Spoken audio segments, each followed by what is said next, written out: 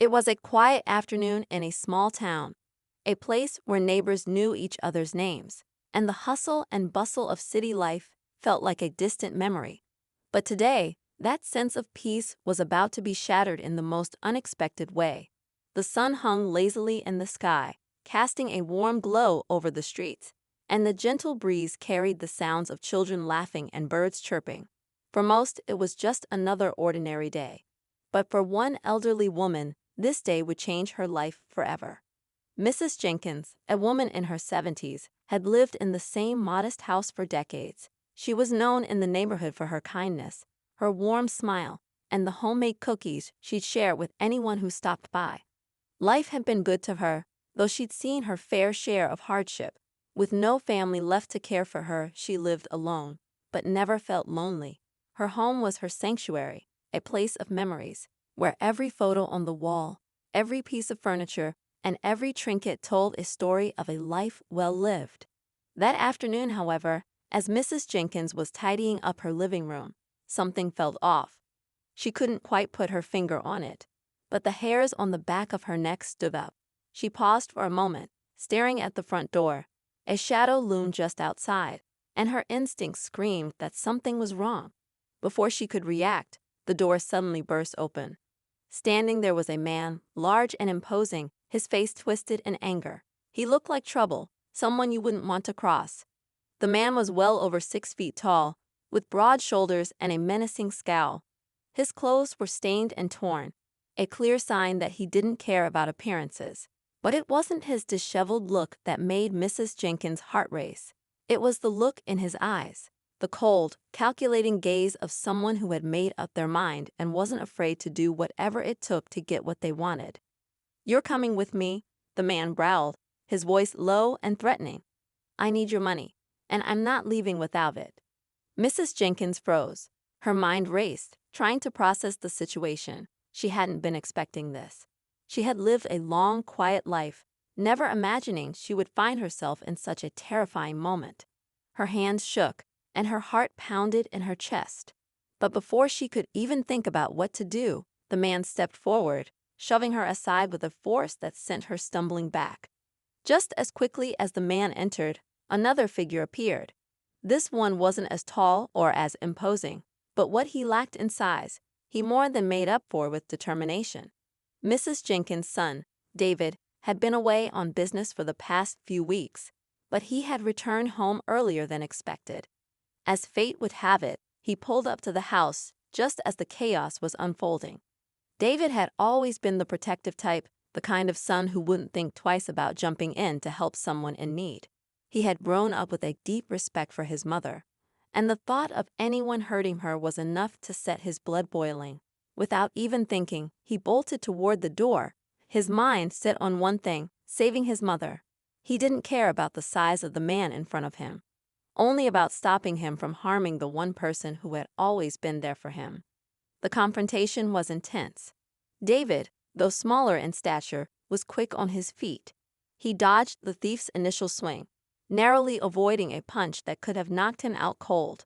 The thief, enraged by the interruption, swung again, this time aiming for David's head. But David wasn't having it. With a burst of adrenaline, he tackled the man to the ground, pinning him beneath his weight.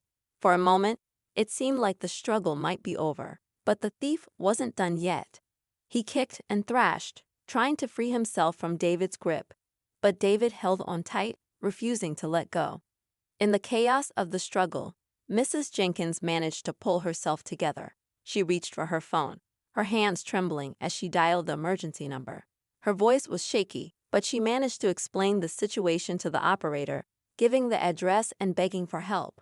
She could hear the sirens in the distance, but time felt like it was standing still.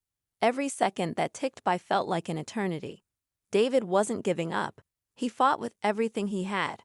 And when the thief finally started to weaken, David knew he had to act fast. He had to hold the man down until the police arrived. But just as he thought he had him, the thief pulled out a hidden knife, its blade glinting in the light. For a moment, everything seemed to stop.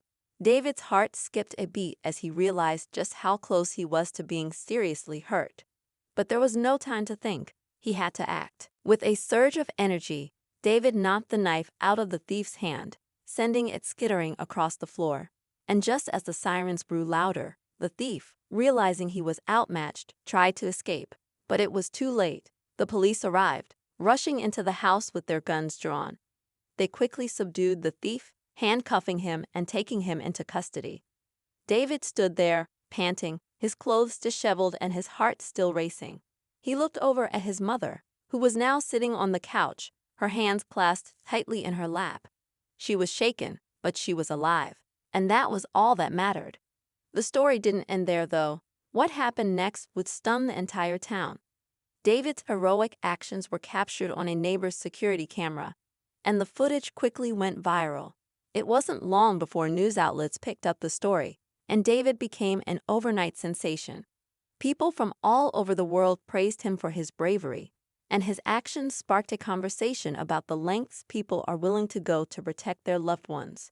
But the story didn't end with the thief behind bars. There were still questions that needed to be answered. Why had the thief targeted Mrs. Jenkins? What had driven him to commit such a crime? And most importantly, what would happen to David now that he was thrust into the spotlight?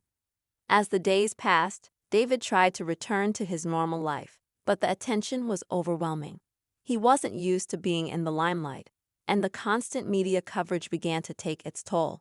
He just wanted to be left alone, to go back to his quiet life with his mother. But the world wasn't going to let him fade into the background so easily.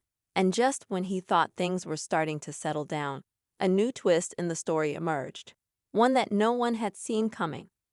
What happened next would leave you speechless. Stay tuned for the next part of David's story, because the hero's journey was far from over.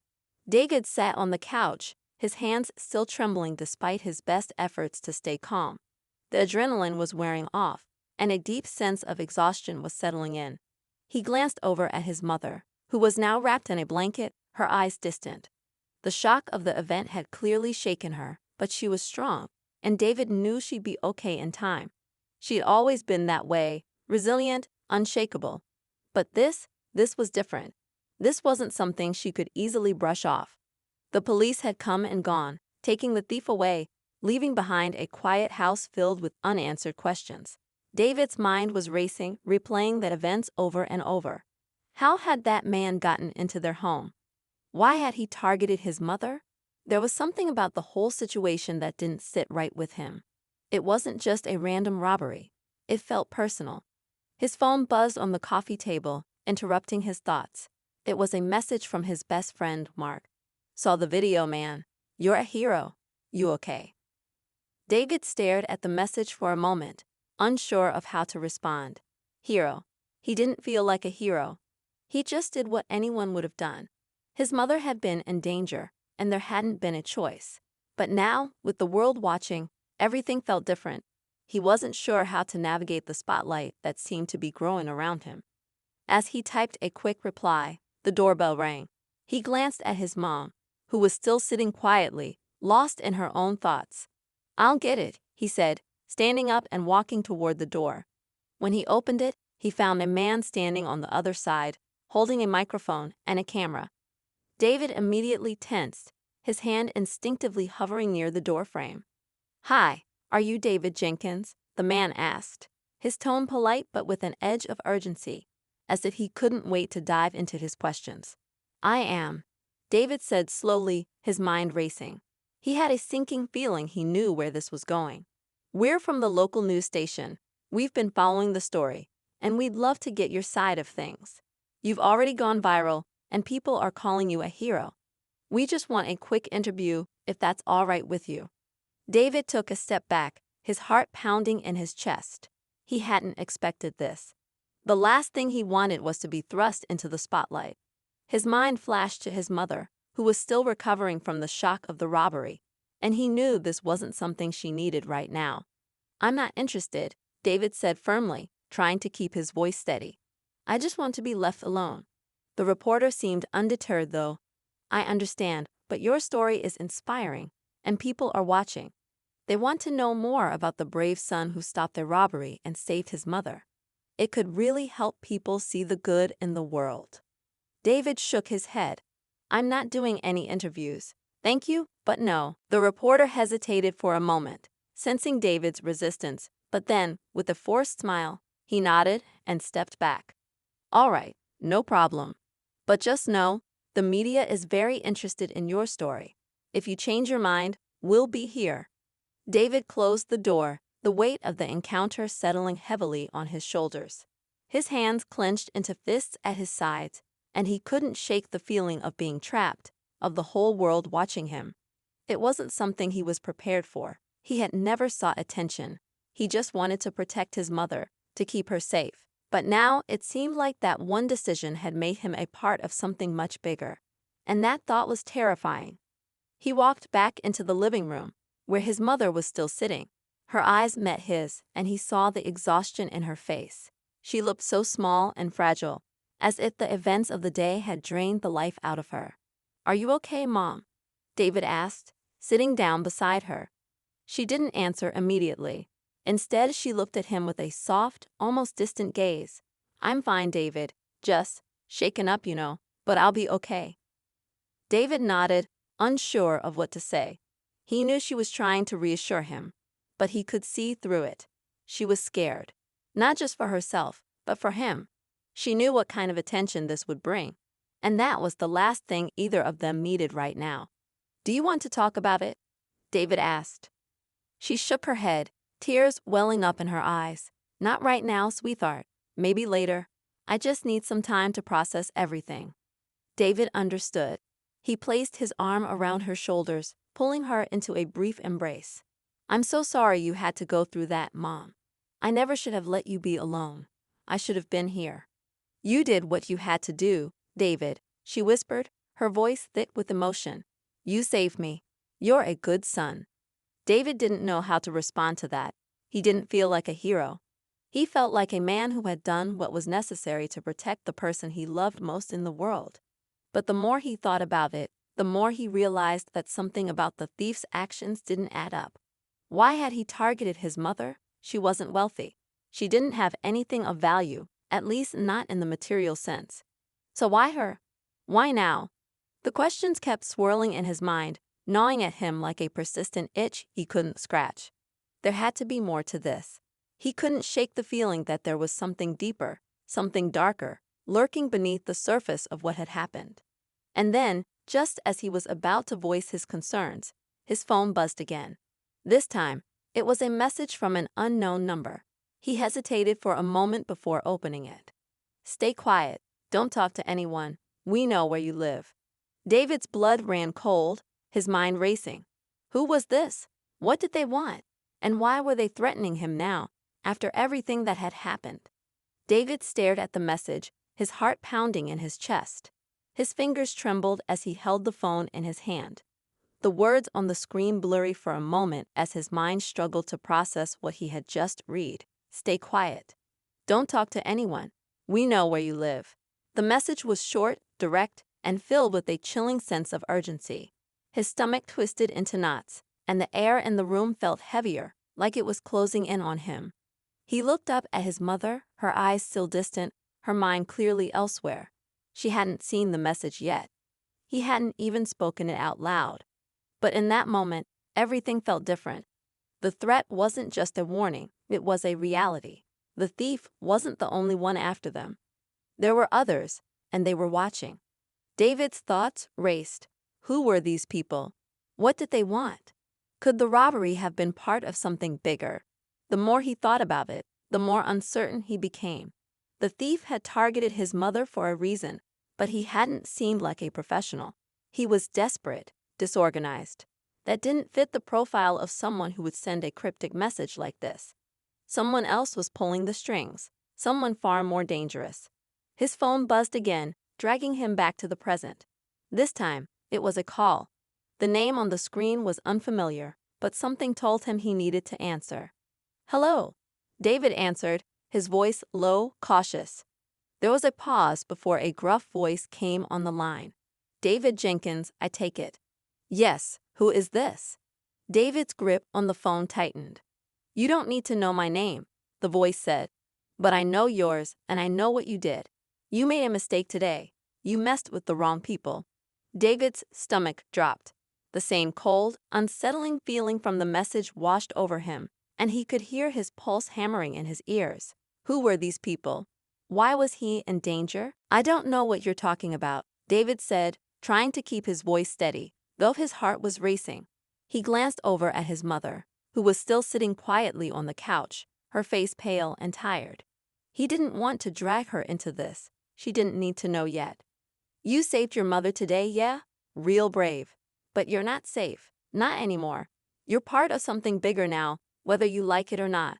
If you want to keep your mother alive, you'll stay quiet. You'll stop asking questions. You'll do exactly what we say. David's mind was spinning, trying to connect the dots. What was going on? Who were these people?